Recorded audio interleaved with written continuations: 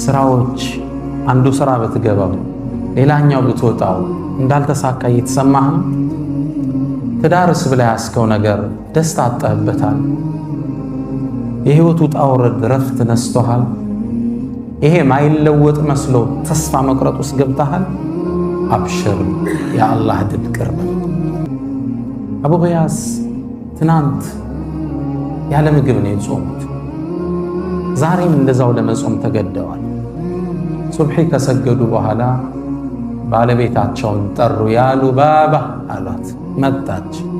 ላይ ለብሳ የነበረችውን ልብስ ሰጠቻቸው። እሱን እየተቀያየሩ ነበር የሚሰግዱት። ሹክራን እንኳን አላለውም። ተሸክሞ ወጥቶ ሄደ። ሁላችን ደርቀን ቀረን ይላሉ። በዚህ ቃል የሚገልጹ ሴቶቹ ፈበቁ መሽቱ ከለኽናዕ አንገታቸው ተመዞ አይናቸው ፈተው ቆመዋል። ከዛ ሰውየው እንዲያገላበጠና ይሄ ወርቅ የኔ ሳንቲም ነው ብሎ መልሶ ከቶ ትንሽ ነገር ትጠብቃላችኋል። 5 ሳንቲም ሳያስቀር ሸርግጎ ቀፍሮ ተከሻው ላይ አርጎ ቴንኪዩ ማናለው ይላሉ ኢማም። ለቢስቱም ኢላ ቀሊለን ለው አነኩም ኩንቱም ተዕለሙን። ህይወት እንዳልተሳካል ይሰማሃል። ስራዎች አንዱ ስራ ብትገባው ሌላኛው ብትወጣው እንዳልተሳካ እየተሰማህ ነው። ትዳርስ ብላ ያስከው ነገር ደስታ አጣህበታል። የህይወት ውጣ ውረድ ረፍት ነስቶሃል። ይሄ ማይለወጥ መስሎ ተስፋ መቁረጥ ውስጥ ገብተሃል። አብሽር፣ የአላህ ድል ቅርብ። ከውጥረት በኋላ እፎይታል። አንድ ታሪክ ልንገራችሁ። ታሪኩን ያወሩት ኢማም አጠበሪ ሸይኹል ሙፈሲሪን፣ ታዋቂው ተራኪ የታሪክ ምሁር የሙፈሲሮች አባት ነው የሚሏቸው ኢማም አጠበሪ። የእሳቸው ተፍሲር የተፍሲሮች ሁሉ አባት ነው። በ240 ሂጅሪያ የተከሰተ ክስተት ነው። ታሪኩን የዘገቡት ብቻ ሳይሆን አብረው የተሳተፉበት ክስተት ነው። ኢማም አጠበሪ ገና ወጣት እያሉ በሀያት ራሳቸው ያዩት ታሪክ ነው የምነግራችሁ። መጽሐፋቸው ላይ የዘገቡት በዘመነኛ ብዕር አሊ ጠንጣዊ የዘመኑ ዓሊሞች ውስጥ አንዱ ረሒመሁላህ ይህን ታሪክ ቅሰቱል ሒዛም ያሰፈሩት ታሪክ ነው የምተርክላችሁ። ይሄ ታሪክ ሁላችንም ጥሩ እንደሚያስተምረን ተስፋ አደርጋለሁ። ታሪኩንም ሰምታችሁት የምታውቁ አይመስለኝም። ከ1200 ዓመት በፊት የተከሰተ ነው። ኢማም አጠበሪ ታሪኩ እንዲጀምሩልናል። ሰውየው የታሪኩ ባለቤታችን ስማቸው አቡ ግያት ይባላሉ። አቡ ግያት ከመካ ነዋሪያኖች ውስጥ አንዱ ናቸው። ዕድሜያቸው 86 ደርሷል። እርጅና ተጫጭኗቸዋል። ለ50 ዓመት ያህል በችግር ሕይወትን ገፍተዋል። 4 ልጆች፣ 2 ሴት እህቶች፣ ባለቤታቸውና የባለቤታቸው እናት አብረዋቸው ይኖራሉ። 8 ሴት ልጆች፣ እሳቸው 9ኛ። 4 ልጆች፣ 2 እህቶች፣ የሚስት እናትና ሚስት፣ 8 ሴቶች፣ አቡ ገያስ 1 ግለሰብ። ለእነዚህ ሁሉ 8 ሴቶች ተጠሪና ተጠያቂ ማናቸው? ይህ የ86 ዓመት የዕድሜ ባለጸጋ። ረመዳን ነበር ወሩ 240 ሂጅሪያው ላይ። አቡ ገያስ ትናንት ያለ ምግብ ነው የጾሙት። ዛሬም እንደዛው ለመጾም ተገደዋል። ሱብሒ ከሰገዱ በኋላ ባለቤታቸውን ጠሩ። ያሉ ባባ አሏት። መጣች። ላይ ለብሳ የነበረችውን ልብስ ሰጠቻቸው። እሱን እየተቀያየሩ ነበር የሚሰግዱት። ከዛም መጣችና የአባ ግያት፣ አንተ የግያት አባት ሆይ እባክህን ረሃብ ገደለን፣ እኔ እናንተን ችለው ይሆናል፣ ሴት ልጆቻችን፣ እናቴ ግን ራብን መቋቋም አትችልም። እባክህን ውጣና እህል ፈልግ እስኪ ምግብ ምን በላው፣ ዛሬ ደግሞ ጾማችን እንዳናፈጥር። ቃለ አፍዐል ይሻላት። ከቤት መውጣት ጀመረ። ዱሓ አካባቢ እንደነጋጋ መካን መዞር ጀመረ። ምግብ ቢያገኝ ስራ ቢያገኝ፣ ስራስ እንዴት ያገኛል? የ86 ዓመትን አዛውንት ማን ይቀጥራል? ምግብ ፍለጋ ዞረ አቡ ገያት። ማግኘት አልቻለም። ዙሁር አካባቢ እንደደረሰ ዙሁር እንደተሰገደ ሰው በጣም ፀሐይ ስለነበር ሊያርፍ ወደ ቤቱ ገብቷል። እርሱ ወደ ቤት እንዴት ይመለስ ባዶ እጁ? ተስፋ ቆርጦ አንድ ዛፍ ጥግ ቁጭ አለ። ጥላ ላይ ነው። ልጆቹ ታወሱት። ዛሬም ዳግም በረሃብ ሲያጡ ተከዘ። ከዚህ ኑሮ ብሞትስ ምን ነበር አለ። ኑሮ ነው እንዴ የምኖረው? ይቺ ህይወት ናችን ምን ልጨምርልኝ? ለልጆቼ ባይሆን ኑሮ መኖርን አልመኝም እያለ ከራሱ ጋር ማውጠንጠን ጀመር። ትንሽ እንደቆየ ከፊት ለፊቱ የሆነ ነገር ገመድ ነገር ተመለከተ። ማንገቻ ነው ምንለው። ምን ይሆን? ቆዳ ነው ከርቀት ሲያይ። እባብ ይሆን? ይህ ደግሞ ነድፎ ቢገለኝስ? ከራሱ ጋር ያወራል። ቢገለኝም ይግደለኝ፣ የኔ ህይወት ምን ዋጋ አለ? በድፍረት ገመዱን ሳበው። ሲስበው የፖርሳ ማንገቻ ነበር። ጎተተው። ከውስጥ ጥቁር ክብ ነገር ወጣ። ሳበው፣ ወጣለት። ምንድነው እዚህ ውስጥ ያለው? ምግብ ይሆን? በድግ አድርጎ ሲያወዛውዘው የበርካታ ሳንቲሞች ድምፅ ሿ ሿ ሲል ተሰማ። ምን ይሆን? ቦርሳውን ከፈተው። ነጫጭ የወርቅ ሳንቲሞች ነው። በደስታ ፈነደቀ። ልጆቹ አዳዲስ ልብስ ሲለብሱ ታየ። ጠግበው ሲበሉ ታየ። ከ50 ዓመት በኋላ ፎይታ መጣ ብሎ ፈነደቀ። በዚህ ስሜት ውስጥ እያለ አንድ የሸሪዓ ህግ ትዝ አለ። ሁክሙል ሉቀጣ፣ እስልምና የወደቀ ዕቃ ላይ ያወጣው ህግ አለ። እሱን ታውቃላችኋ? መንገድ ላይ ሞባይል ስታገኝ አንስቶ መሄድ አይደለም። በእስልምና ህግ አለ። ዕቃ ወድቆ ካገኘ ሸሪዓው ምንድነው የሚለው? ያን ዕቃ ዓመት የጠፋው እያልክ ማስተዋወቃል። ከባድ ነው። ሙስሊም ያልሆኑ ወገኖች ንብረታቸውን ለመጠበቅ ባንክ ላይ ወስደው ነው የሚቆልፉ። የሙስሊሞች ንብረት ግን ጠባቂ ማን ነው? ሁሉም ሙስሊም። ይህ እስልምና የሸሪዓ ምጥቀት ነው የሚያሳይ። ያንተ ንብረት እኔ ጠባቂ፣ ማን ነው የጠፋው ብዬ ዓመት መናገር አለ። ከዓመት በኋላ ሰውየው ካልመጣ ምናልባት ለአንተ ይመለስልሃል። ከዛ አቡ ጊያስ ዙሮ ድንግጣ፣ ይሄ ነገር የሰው ንብረት እኮ ነው፣ መውሰድ አልችልም፣ ሐራም ነው የሚሆንብኝ፣ እንዴት ላደርግ? ዓመት ላስተዋውቅ፣ አንድ ቀን የምንበላው ምግብ የለንም፣ ምን ልናደርግ? ከዓመት በኋላ እኔስ ልሞት ይችላል። 85 ዓመቱ ነው። ሚስቴ በረሃብ ጠውልጋለች። ቆዳዋ አጥንቷ ላይ ተጣብቀዋል። ልጆችም ተንገላተዋል፣ ትዳር አጥተዋል ከድህነት የተነሳ። ዓመት ላስተዋውቅ፣ ምን ነው ባላገኘት? ዓመት የራበህ መብላት የማትችለው ሚሊዮን ብሮች ምን ይሰራልህ? 1000 ድርሃም አለው ይላሉ ኢማም ጠበሪ። 1000 ድርሃም የወርቅ ሳንቲም ሚሊዮንስ ኦፍ ዶላር ማለት ነው እጃቸው ላይ ገባ። 5 የሌላቸው ሰው የማይበሉት ለአንድ ዓመት 1 ቢሊዮን ይዘዋል ብለህ አስብ። ከባድ ነው።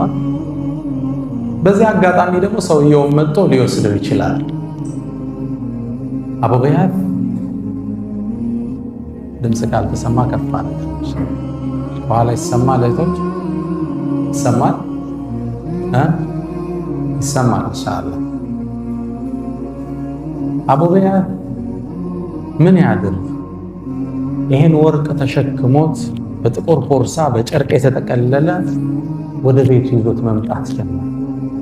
ደግሞ ስመጣ ሚስቴ ብታየውስ ምን ላድርግ? እሷ ካየችው ስለምትጓጓ ቢያንስ የሆነ ነገር አንሳለት ነው የምትለኝ። እርቦና እንደምንም እሷን ሳያሳይ ደብቆ ለማስገባት ወስኖ በፎጣው ጠቀላሎ ቤት ተሾልኮ ሲገባ ባለቤት ነፈየችው። የአባ ጊያስ ማጃ አቤክ፣ ምን አመጣ? ምንስ ይዘህ ነው ከኋላ አለችው። አይ እንዲሁ ነው አለ። ኧረ ምን እንዲሁ ይዘሃል? የሆነ ነገር እየታየ። አይ እንዲሁ ነው። እስኪ ልየው፣ ምን ደግሞ አመጣ? የሚበላ ነው ምንድነው? አሳየ። መዋሸት አልፈለገም። አላህን ፈሪ ነበር። እቃውን ካስቀመጠ በኋላ ቁጭ አርጎ ያ ሉባባ አንቺ ሉባባ ሳላስበው 1000 ድርሃም አገኘ። አስደንጋጭ ነው ለሷ። በህይወታቸው አይተው ታያቁ እና ግን የሰው ነው። እንዴት የሰው ነው? አላህ ያመጣልህ ሪዝቅ አይደል እንዴ? ሚስት ደግሞ ገባች። ጀሊሉ ብር ላይ ያመጣውና ይሄ የሰው ንብረት እኮ ነው። ይህ ሰው ይባላል እንዴ? እርቦሃል እኮ ልትሞት ነው። እርቦና ልንሞት ነው። ሰው ሲቸግረው ሐራምስ መጠጣት ይፈቀድለቴ?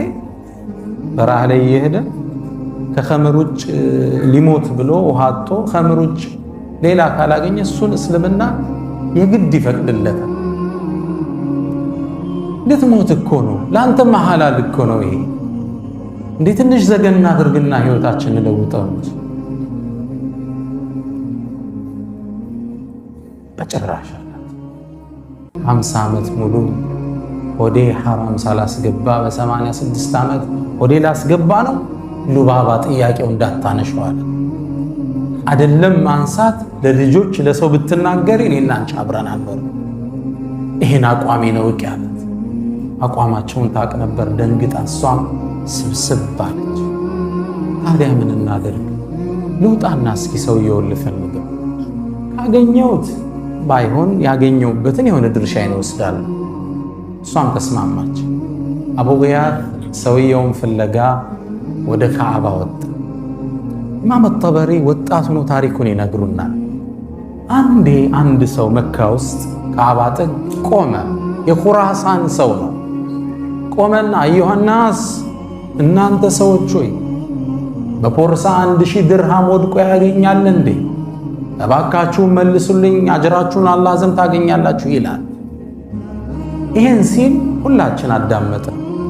አንድ በእድሜ ገፉ አዛውንት ወደ እርሱ አቀር። ከዛም አንተ ኹራሳኒ ሆይ አሉት። ማን ነው የመጡት? አሁን አቡ ጊያት ነው የመጡት። ሰውየውን አገኘ። አንተ ኹራሳኒ ሆይ ወርቅ ጠፋ እንዴ? አዎ። 1000 ድርሃም። አዎ። ታዲያ እኛ እኮ የመካ ሰዎች ቀሊሉ ዘርዒ እኮ ወቀሊሉ ዘርዒ አዝርዕታና ምርት ታውቀዋለህ። እርሻን ዘራ፣ ደረቅ ነው መሬታችን፣ ዝናብ አናገኝ። ከብቶች ደግሞ አልበን የምንጠጣው የለም። ወቀሊሉ ልመዋሲሚ ደግሞ ሐጅና ዑምራ በዓመት 2 አንዴ ነው የሚመጡልን። በዛ ነው ከሰው የምንጠቀመው። ስለዚህ ምናልባት ያገኘው ሰው ችግረኛ ሊሆን ስለሚችል 1/10ኛውን ሰጣለሁ ብለህ እኮ ብትናገር አምጥቶ ሊሰጥ ይችላል።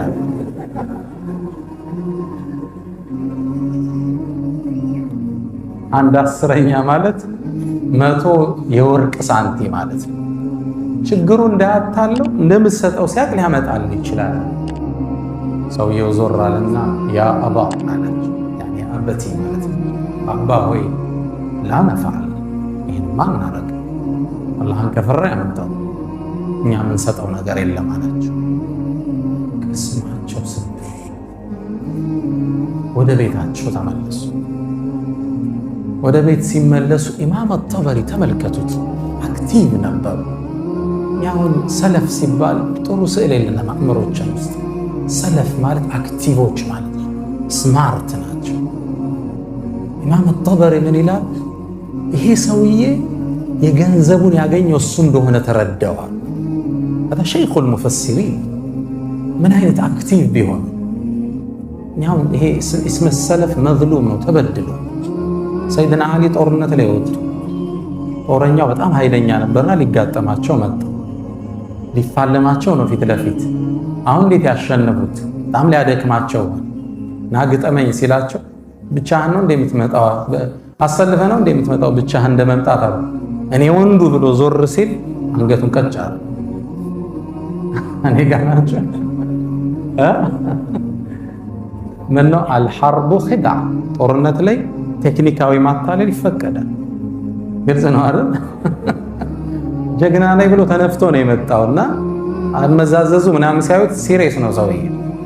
ከዛ ሲስተም ፈጠሩ። አክቲቭ ነበሩ ሰይድና አሊ ረዲየላሁ ተዓላ ዐንሁ። ታዲያ ብቻህን አትመጣም እንዲያሰልፈ ነው አሉ እኮ እኔ ብሎ ዞር ሲል ቀጨም አረጉት አንገት። ሰለፉ ሷሊህ ሲባል አራዶች ማለት ነው። ሰለፍ የሚለው ስም መዝሉም አክቲቭ ነበሩ፣ ስማርት ነበሩ፣ ስትራቴጂስት ነው። ለዛ ነው ሮማን ኢምፓየርን ፐርሻ ኢምፓየርን ደምስሰው የጣሉት። የዓለም ምጡቅ አገሮችን ሀያላን አገሮችን ማንበርከክ የቻሉት ስትራቴጂስት ነው። አናቱል ቅጢ ወወትበቱል አሰድ ነበር የኻሊድ የጦር ስትራቴጂ። አሁን ዓለም እያጠናው ያለ የኻሊድ የጦር ስትራቴጂ አናቱል ቅጢ ወወትበቱል አሰድ፣ እንደ ድመት ተረጋግተህ ታይና እንደ አንበሳ መውረር ማለት ነው። ኢማም አጠበሪ ስማርት ነበሩ። ይሄ ሰው ብሩ እንዳገኘው ጠረጠረ። ለራሱ እያመቻቸ ነው ብዬ አሰብ። ወደ ቤት ሲመለስ ለማረጋገጥ ተከተልኩት አሉ ኢማም አጠበሪ። ስከተለው ገና በሩ ጋር እንደደረሰ ያሉ ባባ እያለ ገባ ወደ ሚስቱ። እሺ ያለች፣ ሰውየውን አገኘው? አዎ አገኘሁት። እኮ ተስማማ ባልከው መስፈርት? ባክሽ አልተስማማ፣ ዛሬም ጾም ማደራችን። ያ አቡ ገያት አለችው፣ እነዚህ ሴት ልጆች በረሃብ ይሙቱ እንዴ? እናቴ በረሃብ ትሙት እንዴ? ትንሽ አንሳለት፣ ተቸግራል። ለምንድን ነው ማታነሳው? አንተ እኮ ሙጠርነ ተጨንቀሃል፣ አላህ ይፈቅድልሃል። ደግሞ ወቅ አለችው ልቡን ስታራ፣ አላህ በያዝከው ብር ብቻ ሳይሆን በትክክል ባልመገብካቸው ልጆች ይጠይቀሃል አለችው። ጥሩ ማንትን ነው አለ። ልክ ይህን ስትለው ይላል ኢማም አጠበሪ ከርቀቱኛ ያለዋል ትክዝ አሉና አቡ ገያት ተስፋ ቆርጠው በነጩ ጺማቸው ላይ እምባ ሲወርድ አየዋል። አይበላው የአላህ ቅጣት አይተው ልጆቹ በረሃብ ሊያድሩ።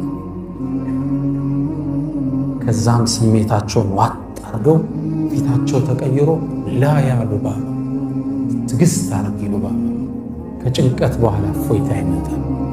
አላህ አይተወንም ተይሉ ባባ አለት። ኢማም አጠበሪ ይህን ስሰማ ተመለስኳል። በሁለተኛው ቀን ያ የኹራሳን ግለሰብ አሁንም ቁሞ ይጣራል።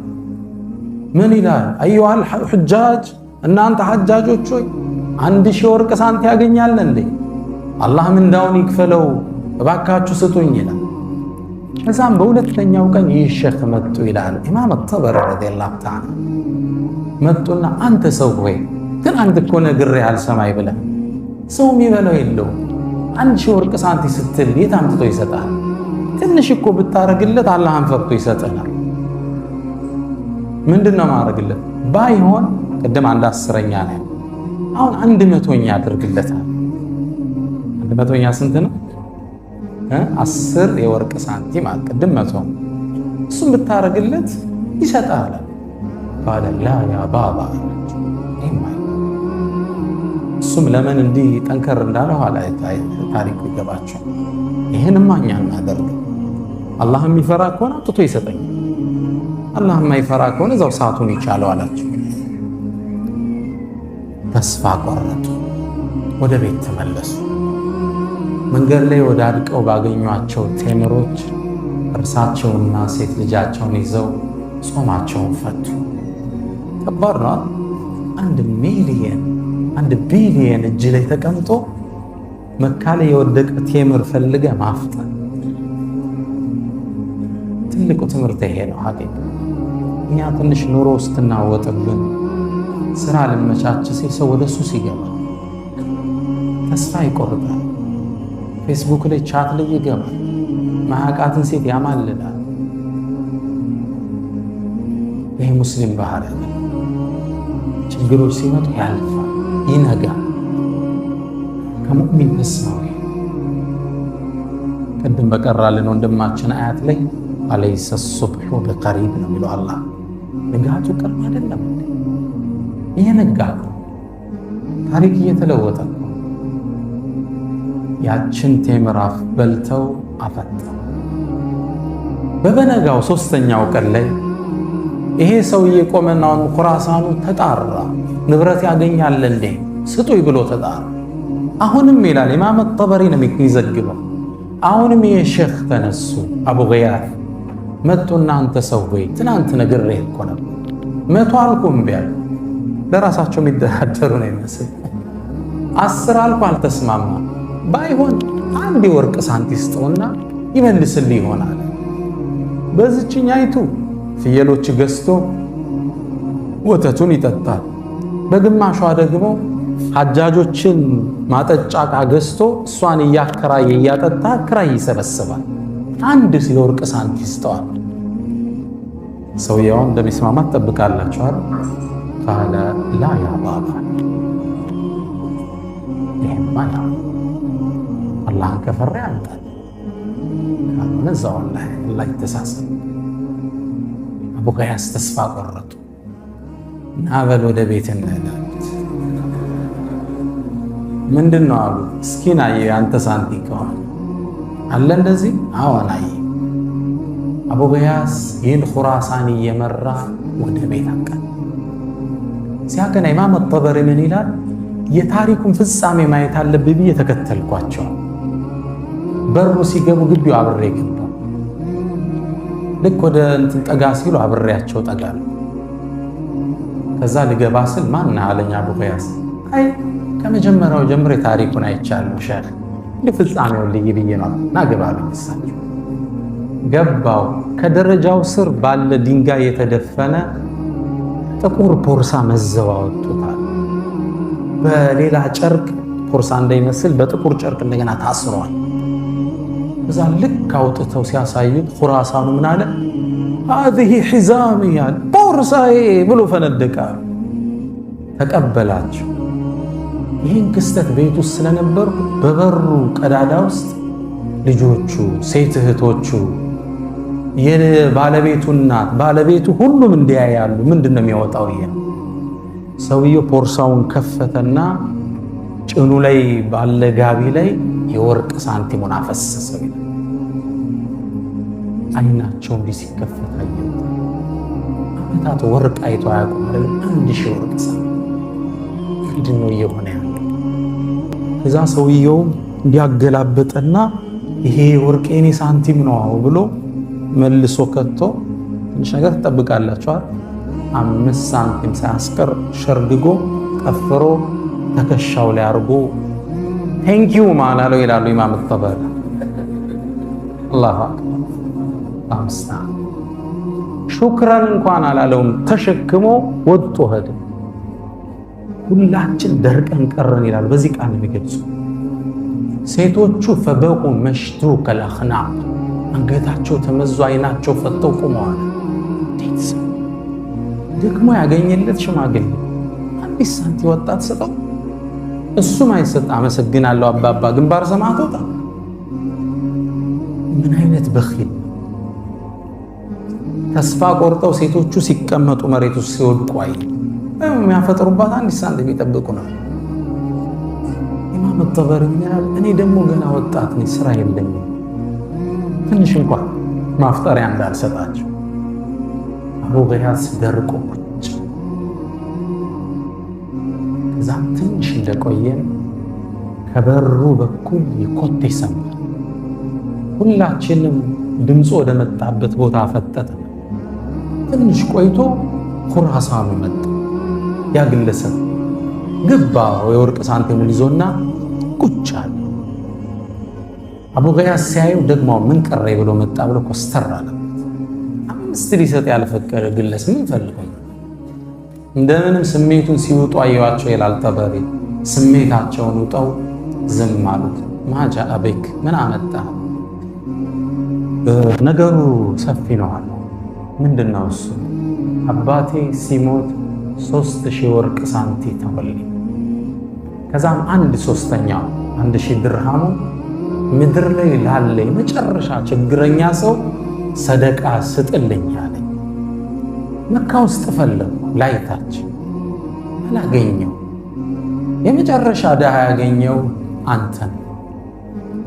ታዲያ ይሄ ወርቅ ሳንቲም ለአንተ ነው የሚገባ ብሎ እግራቸው ላይ ጣልላቸው። ቅድም የተገረምነውን ያህል አሁንም በደስታ ተገረምና እውነትም አልመሰለም። የወርቅ ሳንቲም ሙሉ ደግሞ አላናገርንም ወጥቶ ሄደ። ደንግጫለሁ፣ ተከተልኩት፣ ላገኘው አልቻልኩም። አቡ ጊያስ ተከትሎኝ ወጣ፣ ፈለግነው፣ ሰውየው የለም። ከዛ ምንም አልሰራም ብዬ ተሰናብቻቸው ልሄድ ስል እጄን ያዙኝና ቆም፣ አንተ ወጣት ሆይ ይሄን ልብሴን ታየዋለህ? ለዓመታት ሱብሒን ከሰገድኩ በኋላ ለሚስቴ ሰጣታለሁ አውልቄ፣ እሷ ትሰግድበታለች። ለልጆቼ ሰጣለሁ ይሰግዱበታል። ሶላት ሲጨርሱ ለብሼ እሄድ ፍለጋ ዞራለሁ። አሁን አላህ ያላሰብኩትን ሪዝቅ ታዲያ ምንድነው? አንተን መካፈል አለብህ። ይዳቸር ምነው ሐዲስ ሰምቻለሁ። ነቢዩ ሰለላሁ ዐለይሂ ወሰለም አንድ ሰው ሳትጠይቁት ሪዝቅ አምጥቶ ከሰጣችሁ አብረው ላሉት አካፍለው የሚል ሐዲስ ሰምቻለሁ ከእብኑ ዑመር የተላለፈ። አንተም መግባት አለብህ አሉኝ። ቤት ውስጥ ገባ። እንደገባነ በደስታ ያሉ ባባ ያ ፉላና መጠራት ጀመሩ። ልጆቹ ተሰለፉ አላቸው። ሁሉም እንዲህ መደዳ ቁጭ። እኔ አብሬ ገባው። አቡ ጊያስ እዚህ ቁጭ። ሳንቲሙ ፖርሳውን ከፈቱና አንዳንድ ሳንት ይለውሩ መወርወር ጀመሩ። ሴቶቹ ሁሉም ጋቢያቸውን እንዲያርገዋል። አንድ ሴቶቹ 8 በበሬ ስንት ናቸው? 9። አቡ ጊያስ ስንት መጣ? 10። ለ10ሩም አንዳንድ ሳንቲ እየወረወሩ አዳረሱን ይላል። መጨረሻ ፖርሳውን ሲጨርሱ እያንዳንዳችን እጅ ስንት ገባል? 100 ድርሃም ገባ። 10 ናቸው ሁላችን ያዝ። እኔም ይላል ኢማም ጠበሪ ችምብር ያስኩና ዒልምን ለመፈለግ ተጠቀምኩባት። የጣለበል ዒልም ደጋፊ ይፈልጋል። ችምብር ይዤ ዒልምን ፈለግኩባት። አላህ እዚህ እስኪያደርሰኛል ኢማም ሸይኹል ሙፈሲሪን እስኪሆን አቡ ጊያስም ልጆቹ ሀብታም ነው ጀመሩ። ያኔ ምሽት ጥሩ ምግብ ገዝተው አፈጠሩ። ከዛም ወደ ሉባባ ዞር አሉና ያ ሉባባ አላህ ከጭንቀት በኋላ ድልን ያመጣል አላልኩሽ? ከውጥረት በኋላ እፎይታ አላልኩሽ? ይሄው ሐራማን ፈልግ አንድ ሳንቲ ሐራማን ብላን ብለን ጣል። አላህ 1000 ወርቅ ሳንቲ ያመጣል። بعد عسر ነገር ምስኪን ኢነማ አልዑስሪ እግን ታሪኩ ኢማም ጠበሪ ሲጨርሱ ምን ይላሉ? እኔ ከ16 ዓመት በኋላ ዒልም ሲፈልጉ ትልቅ ዓሊም ሆኜ ወደ መካ መጣሁ። የአቡ ጊያስን ቤተሰብ ለመዘየር መጣሁ። ወዳጅ ቤተሰብ ሆነናል አሉ። ከዛ በኋላ ብዙ ብር ነው የሰጡት፣ ሚሊየንስ ኦፍ ዶላር ማለት ነው። መጣውና ስለ አቡ ጊያስ ስጠይቅ አቡ ጊያስ በተለየውት በወራት ውስጥ እንደሞተ ሰማሁ። ስለ ሴት ልጆች ስጠይቅ የአገሪቱ ነገስታቶች አግብተዋቸው መሊካት ንግስቱ ነው አላል። ያው እነሱ በእነሱ አረም የሚጋቡት ሀብታሙ ነው አላ። አሁን ሚሊዮነሮች ናቸው። የንጉስ ልጆች አግብተዋቸው አለ። እኔ ይላል ኢማም ጠበሪ የአቡ ጊያስን ቤተሰብ ዘይር ነበር። ልጆቹን የልጅ ልጆቹን እየዘየርኳቸው የአባታቸውን አላህን የመፍራት ታሪክ እተርክላቸው ነበር ለ40 ዓመት። ምንድነው መልእክቱ? የአቡ ጊያስ ታሪክ ኢማም ጠበሪ የዘገቡት ታሪክ ባዕደ ዑስሪ ዩስር፣ ስራ ልሳካ ብሎ የተሰማ ቀን፣ በህይወቱ ውስጥ ውጥንቅጥ የቀጠመ ቀን ታገሰ። ከጭንቀት በኋላ ምን አለ? ከውጥረት በኋላ ምን አለ? ገርነት አለ።